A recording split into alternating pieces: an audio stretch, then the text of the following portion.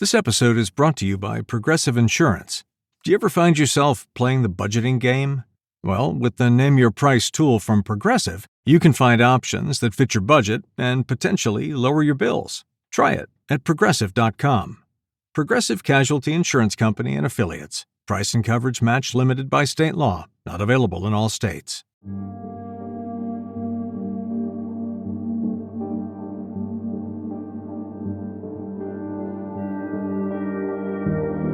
Hello and welcome back to the Secret Passage podcast. I'm your host, Dana Vespoli. And I am your H to the OST, Shannon Rogers. And we are back with a conversation on the disappearance of Brian Shaffer, kind of an old school, but still crazy, weird, mysterious case. For those of you who are unfamiliar with Brian Shaffer, his episode of Unsolved Mysteries was really popular and just continues to confuse people to this day. Anytime anyone disappears, like into thin air, or seemingly into thin air, it disrupts. We've talked about it many times, our need for cohesion. And the thing that's especially crazy about Brian Shaffer is there was nothing leading up to his disappearance that seemed strange. Right? The only thing that was, I think, in the column of like stressors or something, like if, there's certain theories about what might have happened, and would be like medical school is really stressful and his mom had just died. Those are like two major things that were going on in his life, but everything else, was great. He just finished midterms. He had a girlfriend. Yeah. Right. So quick background on Brian Shaffer. He was born February 25th, 1982. That's my birthday. Haha, you're going to disappear next. Just kidding. Yeah, he was born February 25th, 1982 in Pickerington, Ohio. He was a bright and ambitious medical student. He had graduated from Ohio State in 2004 with a degree in microbiology and then was attending medical school. He was very close to his family. His parents were Randy and Teresa Shaffer, were very, very supportive. He was especially close to his mother, and she passed in 2006, shortly before he disappeared. He had a long-term girlfriend named Alexis Wagoner, I think was her last name. He had plans to propose. And that brings us to the timeline of events on the evening of his disappearance. So March 31st, 2006. The night of Brian's disappearance was pretty normal. He had dinner with his dad and was very tired. He was real tired, and I think even his father had suggested, well, if you're tired, you finish midterm, why don't you just go home? Like you have a trip coming up with your girlfriend. They were going to go on vacation together. Two days later, they were planning on this. And Brian had already made plans to meet up with his friend Clint and Meredith to go bar hopping. And so he didn't want to flake on anyone. So he planned to go out. So he meets up with Clint Florence and they make plans to go out and celebrate one of the last weekends of spring break.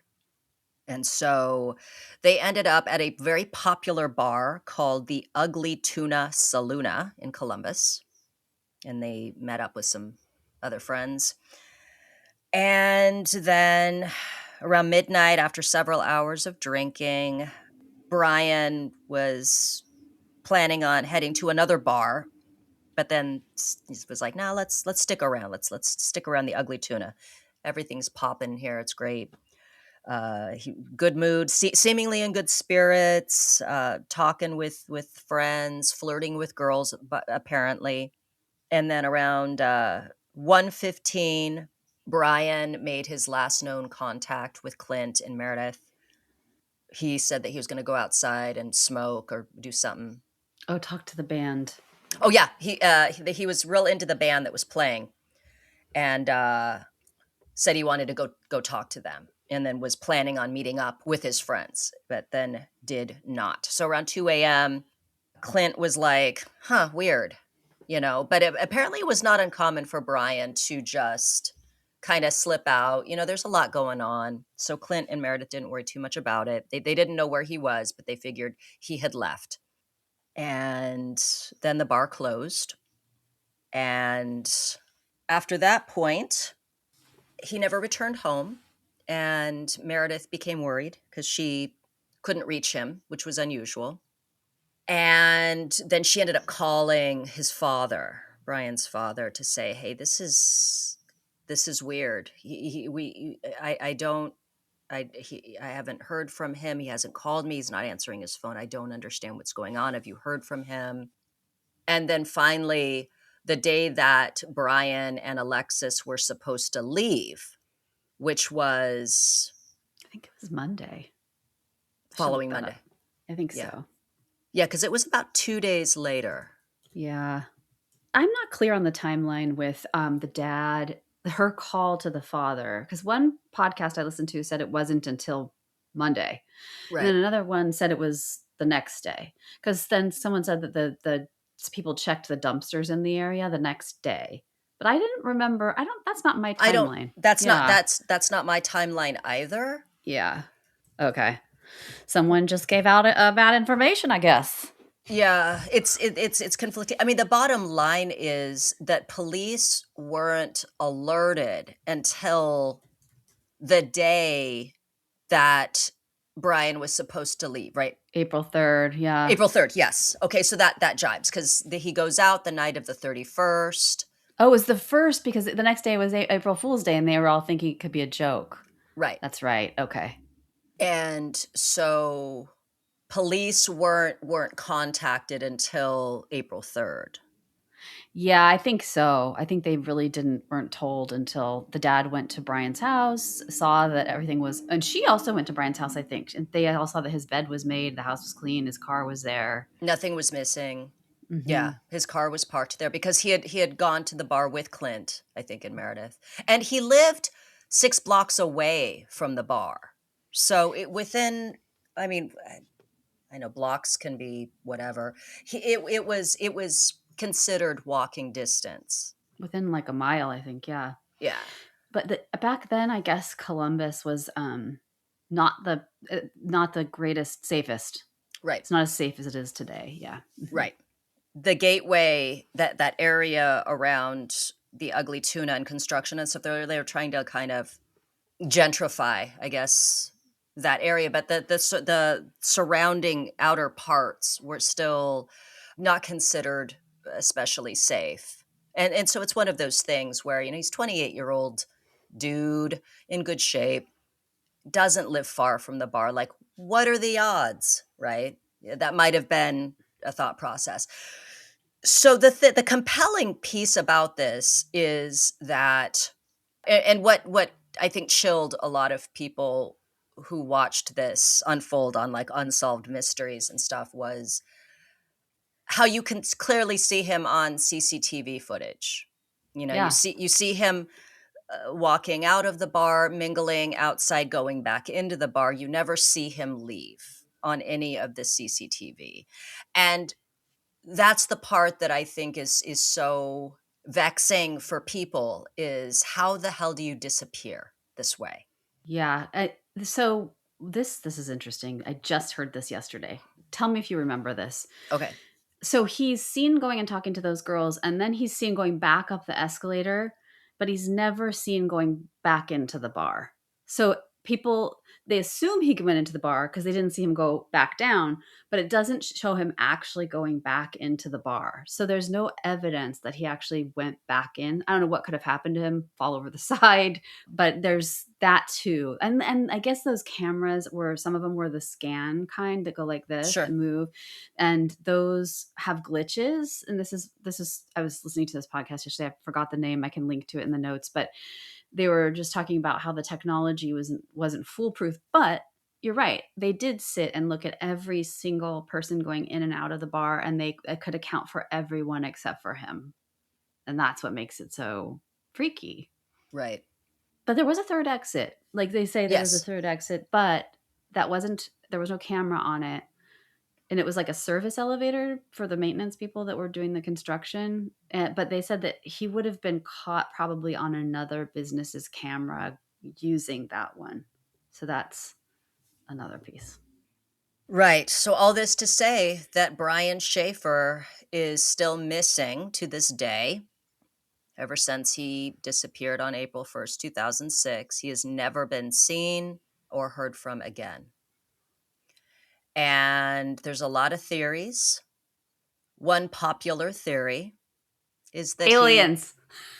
well, there's that, but also just that he's like, medical school, schmedical school. My mom died. I don't want to marry Alexis. I wish that I was a rock star.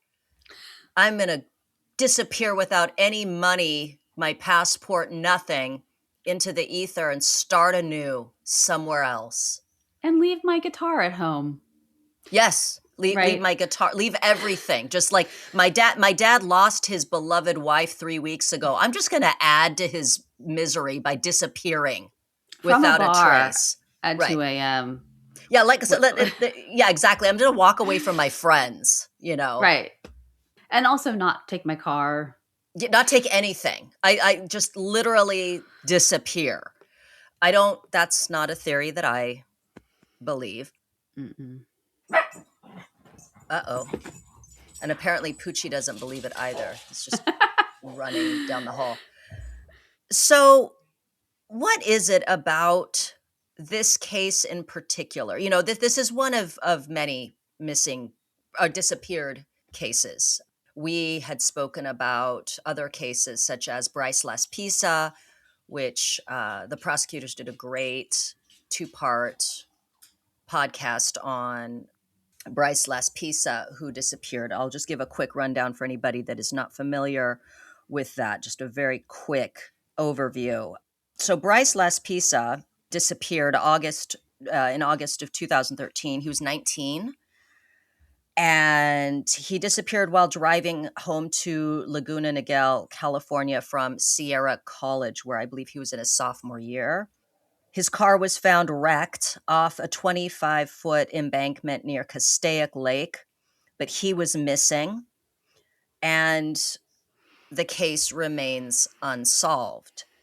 What's notable about this case is that leading up to this, he had fundamentally changed in his second year of college. He was not doing very well, to the point where his college best friend went out of his way to call Bryce's mother to say, "Hey, I'm worried about Bryce. He's acting strangely." Yeah. That his girlfriend called the mother and said, "Hey, Bryce is acting very strangely. I don't feel good about giving him his keys to go home." Bryce had given away valuables leading up to this. So it's strange things were happening. Bryce was not doing well. And then it looks as though, and I believe that Brett and Alice, this was their conclusion that they came to, is that he tried to kill himself, drove off the embankment, because the signs were there. He drove around. You could see on CCTV footage, he drives around, and then he comes back and drives, and that there's no braking. He just goes off the embankment. Unfortunately, well, I don't want to say unfortunately, but I think he expected that it would be fatal. It wasn't. So then he pulls himself out of the wreckage and then succumbs to his injuries, perhaps somewhere in the wilderness. Mm-hmm. But so that's a disappearance that's still unsolved because there's never been a body. But I think there's a reasonable conclusion you can draw Mm-hmm. as to what befell Bryce. Yeah, it's like classic symptoms of someone who could do suicide. Right. Yeah, there's drugs involved, and it seemed very bipolar-ish. I don't know what his diagnosis was, or if he even had one, but it seemed like he was very up and down, and And I think he was taking Vyvanse, or he yeah. was, doing stuff, not sleeping, Mm-mm. having these like weird trance-like episodes where he would just sit and stare Mm. in his car. But then you have the case of Maura Murray, who also was somebody who wasn't doing great leading up to her disappearance. So we'll do a quick overview, and then listeners, basically, I'm just trying to discuss what makes the Brian Shaffer one just especially Mhm. bizarre in light of these other disappearances. So Mhm. Maura Murray, she was a 21-year-old nursing student. She disappeared February 9th, 2004 after her car crashed on Route 112 in Haverhill, New Hampshire. She vanished from the scene before police arrived. Despite extensive searches, media attention, and online investigation, her whereabouts remain unknown, with theories ranging from her voluntarily disappearing, to foul play, and it's still unsolved, right? Mhm. Mhm. Similar to Bryce, Maura had she had a lot of darkness. There was a lot going on with her. Very famously, she was kicked out of West Point Mhm. and then was in school. She was stealing a lot. She had a lot of odd behaviors. I forgot about what was it that got her kicked out of West Point? Do we remember? Stealing. Oh, okay. She was Mm. she stole from the Oh, commissary or something like that? commissary. Yeah. Yeah. And it was something very strange. It was like makeup. It was a case of like some of her behaviors that made no sense because she didn't, she wasn't having financial pressure, that there weren't these things, but she was engaging in a lot of strange behaviors. She drank. She had a drinking problem. So she was struggling. Yeah. She had a lot going on. So my theory was always that she crashed her car, knew that she had alcohol in her car, knew that this was yet another fuck up, because believe her mom or her father had to bail her out not long before this because of an accident that she had gotten into. Mm. And then this was going to be yet again another case of her fucking up where she did not want to have to deal with law enforcement. So I always believed that she took off into the woods, was inebriated, succumbed to the elements. Yeah. And in the case of, we had talked about before, when people insist, well, she would have been found by now. Bryce would have been found by now. The problem is sometimes they're not, and then it's Mm-mm. like a hiker, like in the case of Chance Engelbert, Yep. who they searched and searched and searched, yet it was hikers that came across his remains. So Yeah. it's not always this thing where you go looking, therefore you will find them. Yeah, it's really hard in the wilderness I mean, there's even if you do like a grid search, I mean, I think people have missed things on those. Hmm. Isn't that what they're called? When you Grids, when you yeah, go together and yeah. and then Everybody yeah, and you Mhm. exactly, and then you've got wildlife, you have all kinds of things like that. So there are, in the case of Bryce and Mora, I think some reasonable conclusions that you can draw from just based on events leading up to their disappearances and what we know about their mental states going into these disappearances. Yeah, I mean, if you look at the pattern of those, if you look Yeah. at the whole pattern, it doesn't get like your it doesn't get my spidey senses about foul play going. It just gets Yeah. more like, "Ooh, something happened, they got disoriented, she wandered off and froze to death," or he tried to kill himself and then he ended up somewhere and animals ate him. I mean, that's sort of, we know those roads. It was so interesting listening to the Bryce Lispisa podcast, because those little stops along the 5 are so familiar, and I could just imagine the territory. And it makes total sense that they couldn't find him or wouldn't find him if he had passed there. Right. Yeah. So with Brian Shaffer, what stands out is how there's no indication, which doesn't mean that there was nothing. I mean, who knows? Maybe Brian Shaffer is just better at keeping things close to his vest. But he was out drinking. He had plans in 2 days to go on a vacation. He was close to his father, he was close to his family. There was nothing to indicate that anything was amiss in his life. He literally went up an escalator and no one ever saw him again. That's weird. Yeah. This is an unsolved mystery. It's like, it's all on camera. It's one of the most, it is the most heavily surveilled city in the whole state, more so than other cities. And it's odd that he wasn't caught on other CCTV cameras outside of the bar on his way home, potentially too. So there's the whole aspect of like, is he in the building still? Or, right? So that I think adds more, it makes it more compelling, because you would think if he was on foot, if he got out of the building, that at some point, You would see him. Yeah. Yeah. And even if he was abducted or. Yeah, exactly. Like getting into a car, being forced into a car, passing by a business if he was walking. Yeah. You would think like, okay, let's say he met with foul play. You're going to see him at least somewhere before he's met with foul play. You'll see him somewhere on that block, right? How is it that he avoided detection? Was he intentionally avoiding detection? This is the only case I've ever heard 3 very experienced, very thoughtful, very grounded podcast hosts go, aliens? Right. Like, because it's so, I think we feel like we had eyes on him. How could we not have seen him? Electronic eyes, but eyes nonetheless. So yeah, I mean, Big Brother was watching him apparently. Yeah. What was Big Brother doing?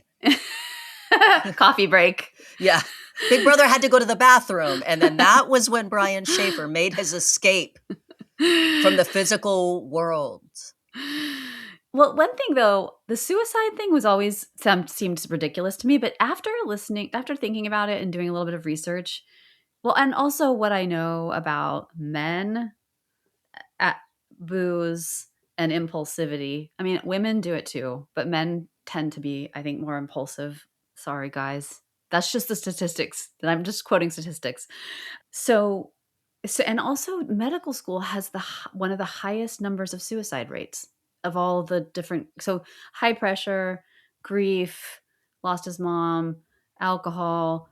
I mean, I think you'd find a body if he did that. I think there would be a body somewhere. My question would be how the hell, unless he threw himself into the river, you would think hanging would make sense, right? It's an easy thing to do if you have a belt.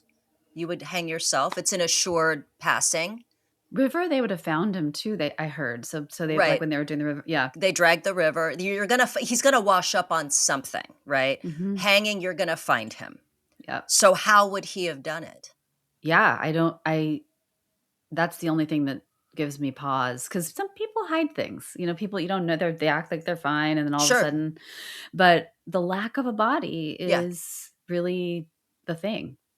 Yeah. And also it just is, it's such a cruel thing to just leave, to not essentially do something like say goodbye to your father who just lost his wife. I know. Alexis, who is fully expecting to go on this trip. Like usually there's something like, hey guys, I can't, it's not you, it's me. I can't do it anymore. Something. So, I understand impulsivity, but like, that's just so, for someone who makes his bed and keeps his apartment clean, there's no loose ends tying up. I was like, he makes his bed? That doesn't surprise me if he's a med student. So he did say to Alexis just before, that she should leave him because he's going through such too hard of a time. She should just break up with him. That's a pretty like, but I don't think he was. I just don't think it doesn't. I mean, I just think he would find a body, and we haven't found a Yeah. body. So Right. yeah. So there, that doesn't quite work. So there's the theory that he just went off to become, I guess, a musician somewhere. I say musician because he was a huge Pearl Jam fan. Oh God, did you hear the quote he said about being like, what's the guy who sings is Margaritaville? Oh, Jimmy Buffett? Yeah, he said his fantasy was to go off and live on an island like Jimmy Buffett. Okay. My friends and I used to joke in high school. I was like, if I die, you don't get to say any embarrassing shit about me. Like, Shannon really loved sausages. The one thing I remember about Shannon, the thing that stands out the most is her love of Vienna sausages. She'd love those tiny wieners. Those little cute tiny wieners, which resembled the fingers on her hands. Short and stubby. But if seriously, don't go telling people about my Jimmy Buffett fantasies, please. Right? I don't know. It's like, right. And he had a Pearl Jam tattoo. I know. So it's like, well, Jimmy Buffett and Pearl Jam, what an odd cross section of music. But yeah, so there's the theory that he killed himself. There's the theory that he decided to start anew somewhere else without any of his friends or family knowing where he went. To Margaritaville, that's where he went. He went to Did anybody check Has anybody bothered to check Margaritaville? Anyone? Or any bars called Margaritaville. He likes bars and he likes Margaritaville. So also Lucky Tuna Saloona. Oh no.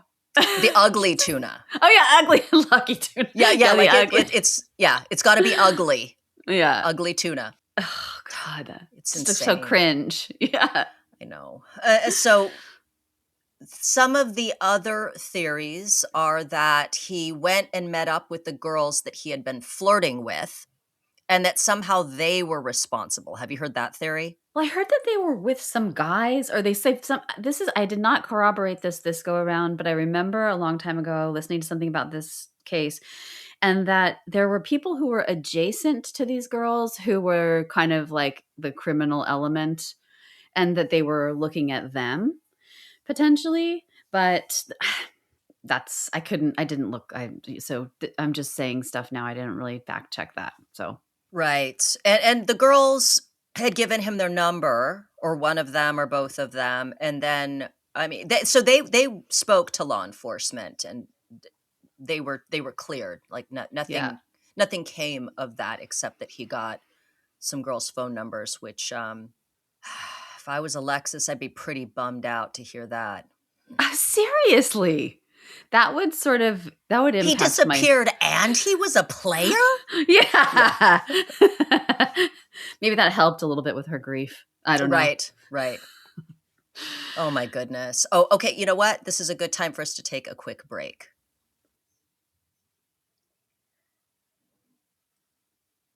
So then there was the theory about him somehow going to meet these girls, which apparently didn't happen. The other theory is, so I had read that he didn't like Meredith very much. That's what I heard, that he really wasn't planning on asking her to marry him. No, Meredith. Oh, Meredith, Alexis. I confuse them all the time. Yes, I did hear he didn't like Meredith, and I don't know why. She bugged him, I guess, but Meredith was there with Clint. So the theory, which totally reasonable, is that he took a different exit to just avoid seeing Clint and Meredith. He didn't kind of want to talk to her, which meant not talking to Clint because they were together. So he'd exited out the service entrance exit to avoid seeing them. Cautionary tale for people who love the Irish goodbye as much as I do. The Irish goodbye got him in trouble this time, potentially. Yeah. Also, Clint and him. There was some stuff about Clint and him where they weren't actually maybe that good of friends, and that Clint talked badly about him after he died, and that there was Or some stuff between them. after he disappeared. I mean, I'm sorry, after he picked up and started a new life Yeah. in Margaritaville. In Margaritaville with Jimmy Buffett. with Jimmy Buffett. Oh, I'm sorry, guys. It's just so. I know. Are we? We're not. We're not making light of. But humor and horror are like best friends. Yeah. Sorry. Yeah. No. It's. I don't make the rules. Yeah. It's our way of coping. Mm-hmm. But yeah. So a few things about. Okay. So then that theory is then he left. Some people think he is, buried in cement in a construction site because there was construction. But then folks in construction were saying, you guys, we would have seen a body. Like, it wasn't like there was this huge, 10-foot hole that was just suddenly filled with cement. Like the construction area around there was not in such a state as to easily fall into and just disappear. No, and you wouldn't just back up a cement truck and be like bloop without even looking right, in. Exactly. Yeah. So that theory has sort of been shut down a little bit, that he ended up in a construction site, dead.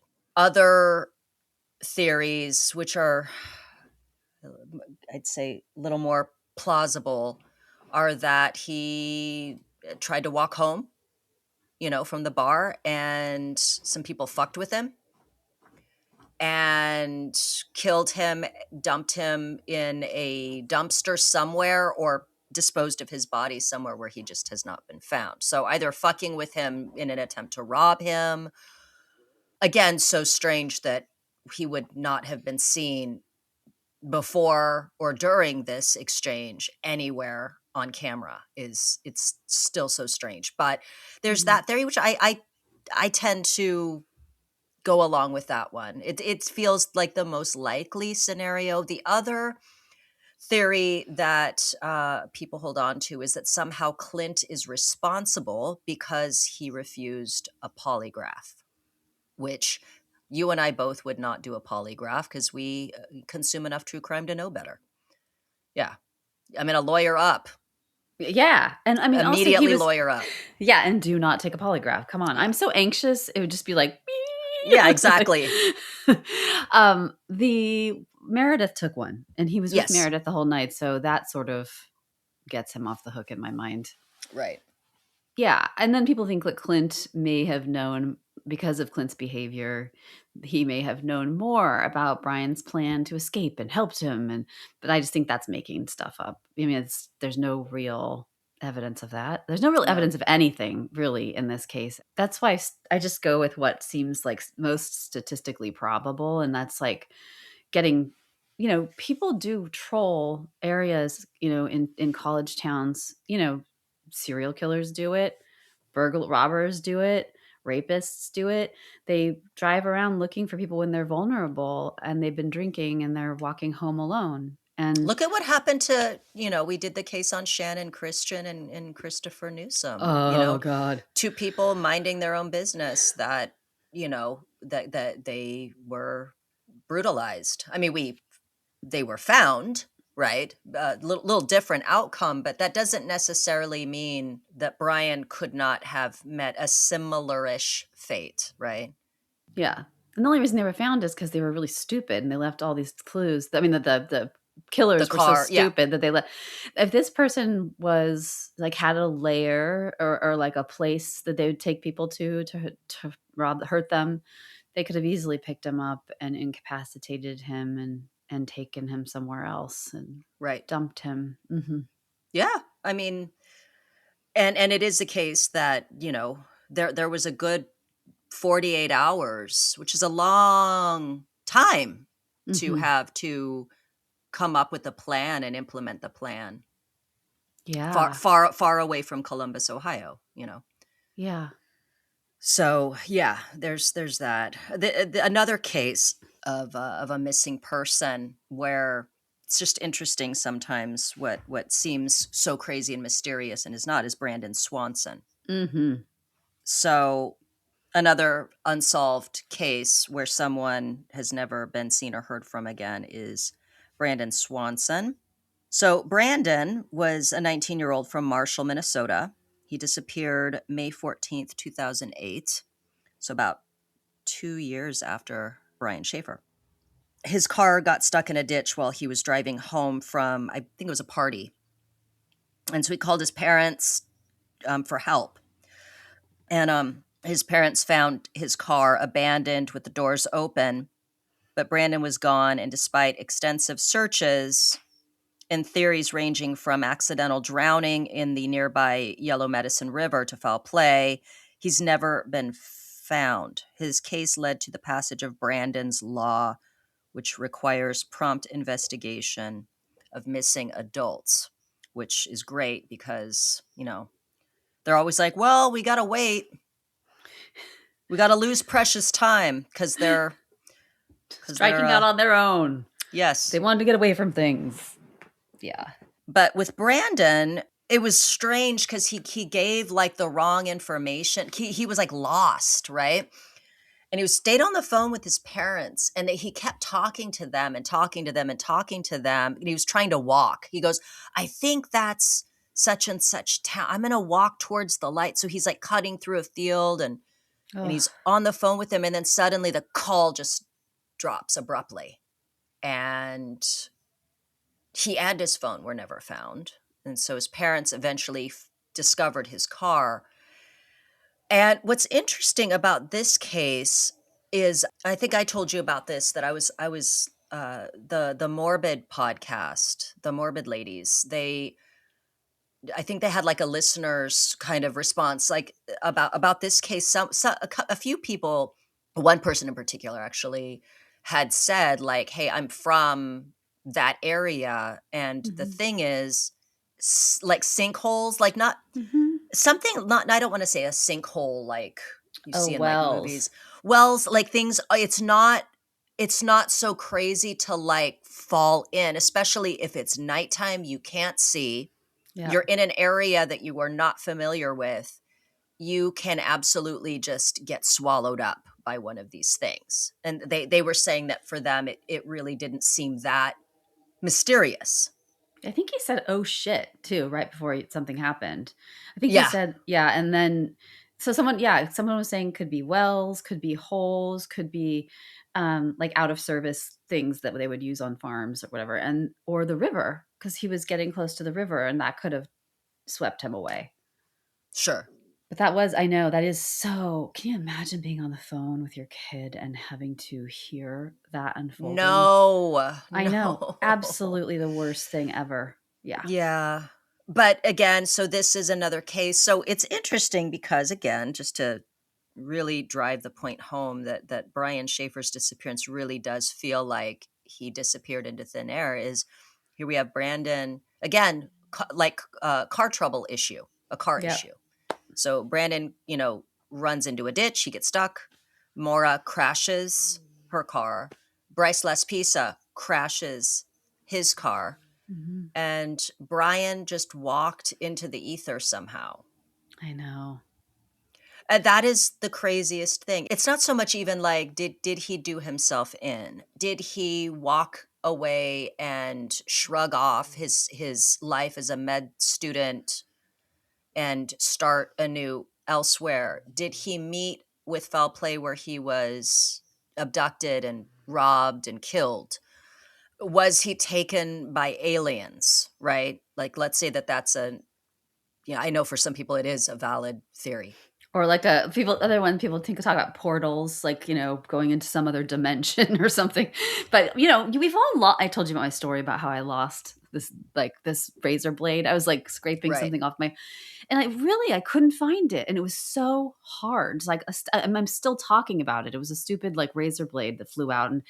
But I think there's something about, we talk about this a lot on this show, but like there's something about ambiguity or uncertainty, and when you don't have the answer, you don't have, like, as I feel for his family, because it's like the grieving process is so different for people in cases where someone goes missing than it is for when someone dies. It's like, you don't get that resolution. It doesn't close the loop in your brain. And it's kind of, for me, it feels like it's like an open sore, open wound. And moving on from that is so, so much different. I mean, I don't know how you ever let go of the questioning. And Yeah. I don't know if people do.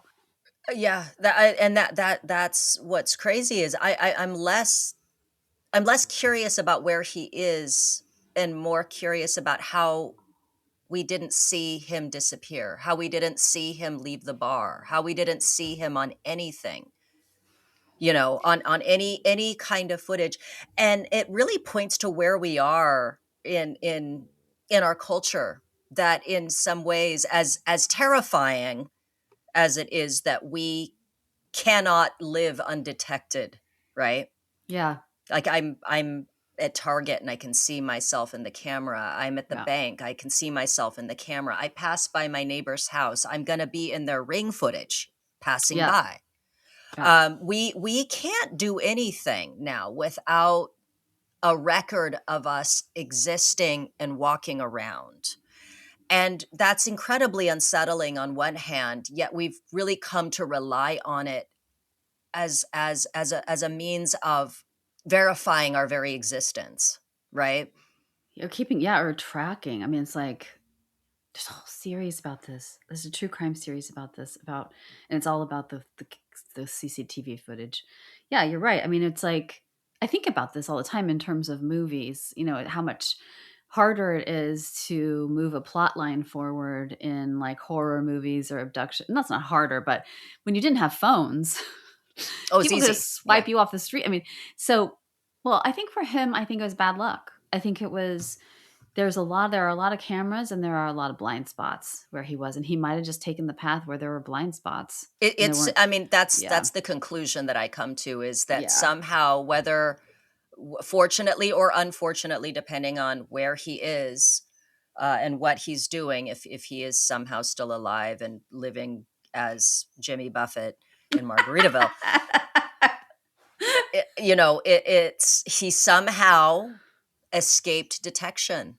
And his people that hurt him escaped detection. That's, I mean, I wonder though, if you are a person who's a criminal and you want to hurt people, you're probably not going to go to the streets with the most cameras to do it.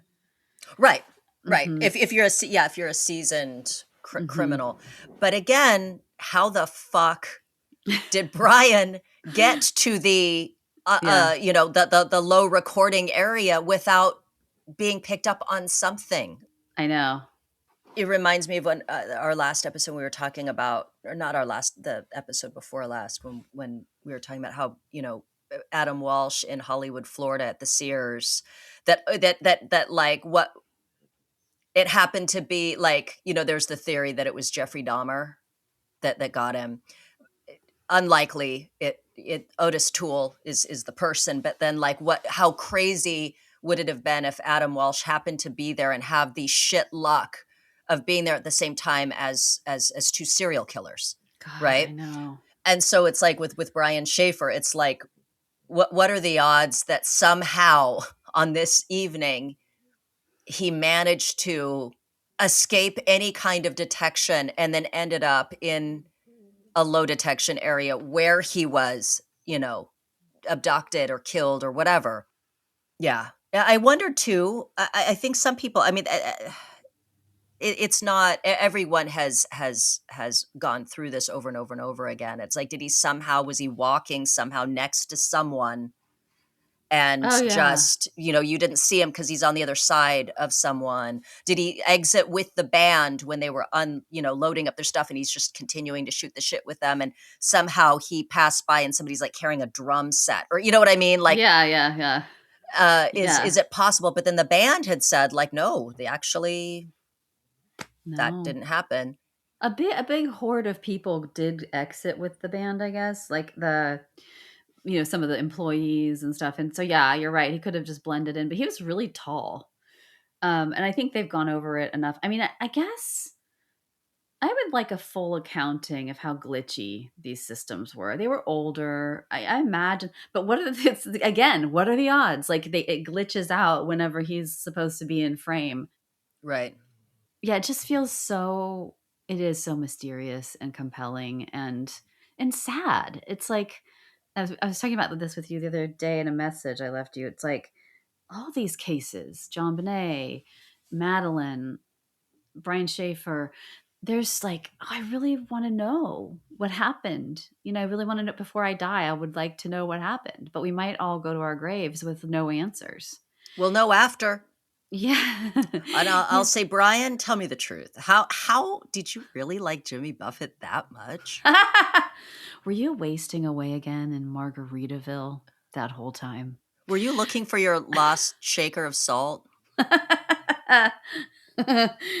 Or were you like, it's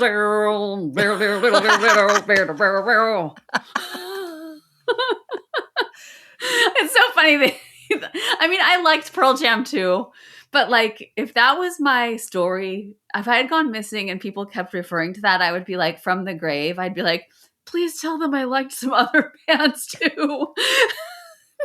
It's like you get this impression that he was like obsessed. He was Right. Yeah. Oh my goodness. Yeah. So you had heard that he was a little more ambivalent about Alexis. Yeah. I heard that people were kind of like, I'm not sure if he was really going to ask. I mean, he was flirting with other girls. I know guys do that anyways, but it seems so shady. But he's a good-looking guy. It could also Yeah. be that he just it's like in his head he's like, I still got it. You know what I mean? Like it's not, he had no intention of following through, but it's just he wanted to feel, cute, I guess. I don't know. It just reminds me of my ex who was speaking with an Irish accent, and I busted him.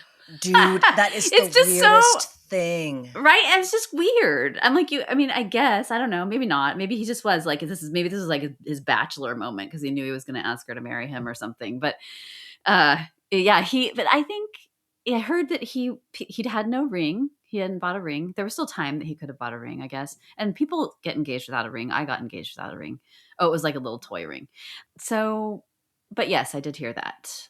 I don't know where that came from. I don't know who makes, people can say anything about you.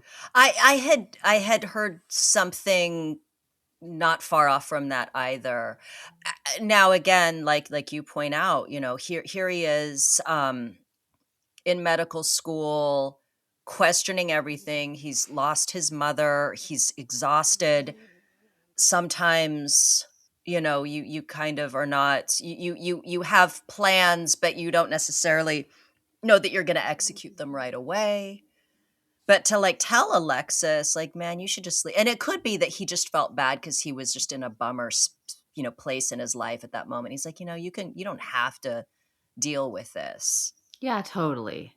So sometimes we take what often just amounts to typical couple talk and then put too much meaning into it, like him flirting with the girls, or him telling Alexis she could leave, or him saying that he plans to propose, but there's no set date, Yeah. There was also the theory that his brother offed him for the inheritance money that was coming to them. It was supposed to be split 3 ways between the dad and the 2 brothers, but his brother was supposed to meet him that night and didn't. And I lives with a lot of guilt about that, I heard. Oh, at the Ugly Tuna, that he was supposed to go there and then just didn't? He was with his girlfriend and they were at some comedy show, I think. And then he was supposed to meet Brian that night and they just never did. And so now he questions, if I had gone, and would things be different? And I'm like, yes, they would. I mean, it's a terrible thing to live with, but they would be different. And I think we live with that all the time in our lives when we make decisions, right? It's like, sure, if I had taken that street, might I have been in that, Oh yeah. Yeah. It's funny. Maybe his brother killed him so that he could have the full inheritance from the mother. And it's like, that's crazy, except fucking I do watch a lot of Forensic Files, and that is a common fucking theme in a lot of that. Yeah, it wasn't that much money. So it was like, it was a lot of money. If I would love to have that. It was like, sure. I guess 30,000 maybe each or something. They were splitting it 3 ways. So I forget. So it would have come to about 30,000 each. I think Initially, yeah. And so if he had killed him, he would have only gotten like 15,000 more, and the dad 15,000 more. So unless he was really hard up and that was like, worth killing him, I don't know. That doesn't seem like. Yeah, I don't. But I I don't mean, buy it. some people kill people for like $1,000. I don't. Yeah. Right. Yeah, that is insane. And then, of course, what's his brother gonna do? Like, did he meet him on a dark an area without CCTV footage? Like his brother like had this whole thing all planned out. Gotta get that. Yeah. Gotta get that extra Gotta get that 15 grand. Yeah. I got bills to pay. Oh man. Yeah. I can't imagine. The poor brother. So the dad Died. Yeah. Yeah. In a freak storm accident not long after Brian went missing. Right? Within. Mm-hmm. And so the poor brother lost his entire family within like a year or something, which is terrible. He doesn't give a lot of interviews, but I know he has talked to some people. Mm-hmm. I think he said that he didn't give a lot of interviews because it was just a lot emotionally. Yeah. How do you reconcile this? His brother literally disappeared. Yeah. Oh, I would be so devastated. I don't know. You have to go on. I think that's what most people do is you just take it with you. It's a part of your experience that there's nothing you can do about it.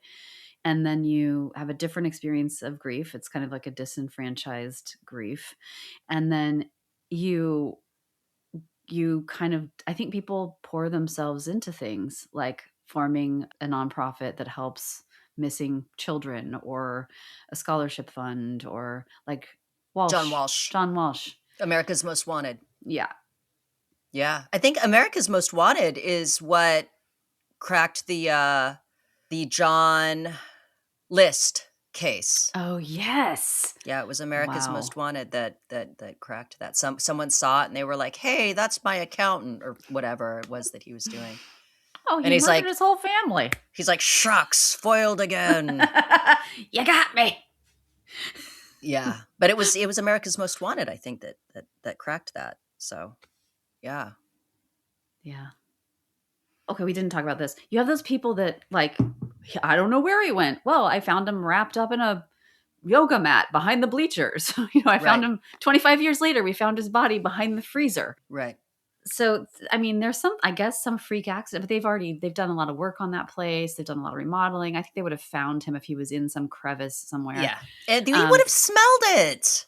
Yeah. Come on. I mean, that one dude, well, I guess, but that one dude who was behind the freezer in the grocery store for 25 years, he was melting back there and I guess people probably chalked it up to like bad grocery store smell. I don't know. Well, also, yeah. And also, when it's just, there's cleaning. Yeah, the caustic chemicals that they use to clean and sanitize and disinfect probably masked a lot of that. Do you remember the Berkeley Bowl meat counter smell at the old Berkeley Bowl? I forgot about that. That was on University Avenue, right? Oh, was that where Berkeley Bowl was? No, it was on Shattuck. And okay. It was in that little like old bowling alley. I remember I would walk in and I had to like hold my breath. That stunk so bad. But so maybe there was something like that there. Sure. But I think I think he was just a crime of opportunity. I think somebody probably got him on his way home and probably didn't rob him. Maybe they meant to rob him. I think it's probably a Shannon Christian. I feel like it's a Shannon Christian, Christopher Newsom kind of situation. Sure. Probably robbed what was on him, right? Yeah. And then disposed of his body. So if he had any cash, they took it. If he had any valuables, a watch, whatever, they took it and then just discarded him somehow, somewhere. Yeah, and hopefully didn't like violate him before they did that, but I don't know. Yeah, I would hope not, but yeah. I know. Oh. What do you think happened?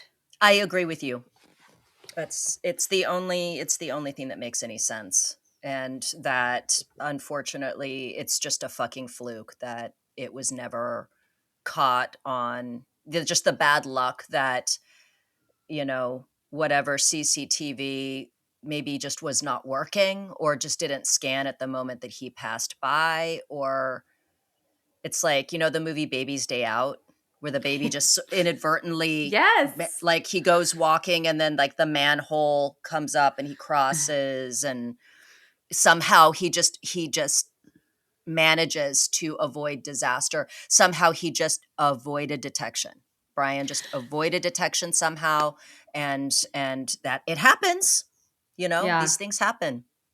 I know what you're saying, though. What you're saying earlier about how we live in a constantly surveilled world, that I think that's where it comes from in a way, like in our psyches, like the fact that he could go undetected in such a, it does feel like a dimensional, like he popped into another dimension, right? Because Yeah. it is a hole, and there is something horrifying about that. Like, Yeah. yeah, Two ways, the two ways of horror. One is that we are being watched constantly, and so when someone somehow avoids detection, it's encouraging in one way because it means that you can escape it.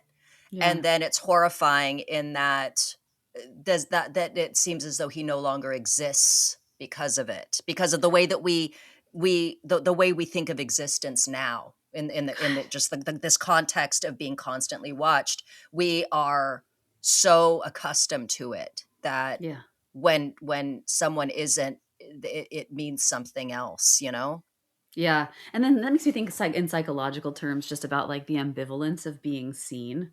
Yeah. Like, right, like, I love that quote, the Winnicott quote of, "It's a joy to be hidden and a disaster not to be found." And, like, ho just being, I mean, the whole thing about seeing and being seen, and, like, it is containing in a way to be seen. Sure. Surveilled.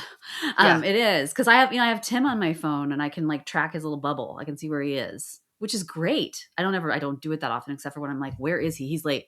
But, like, it's nice to know that if someone's got my back. Like, if I'm Right. out running or something, he can see my dot.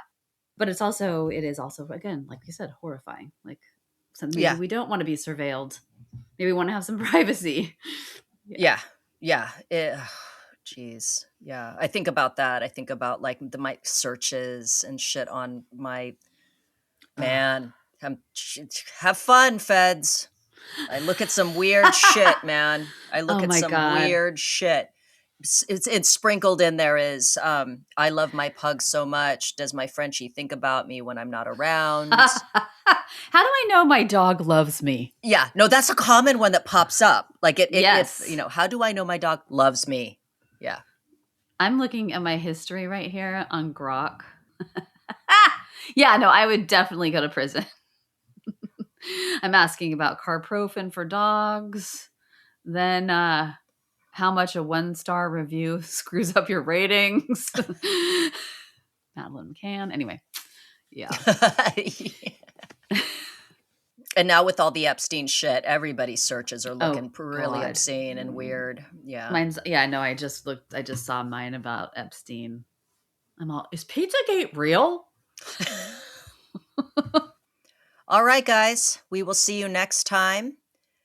And as always, please leave us a 5-star review. Follow us on Instagram at Secret Passage Podcast, and we will see you next time. We'll see you next time.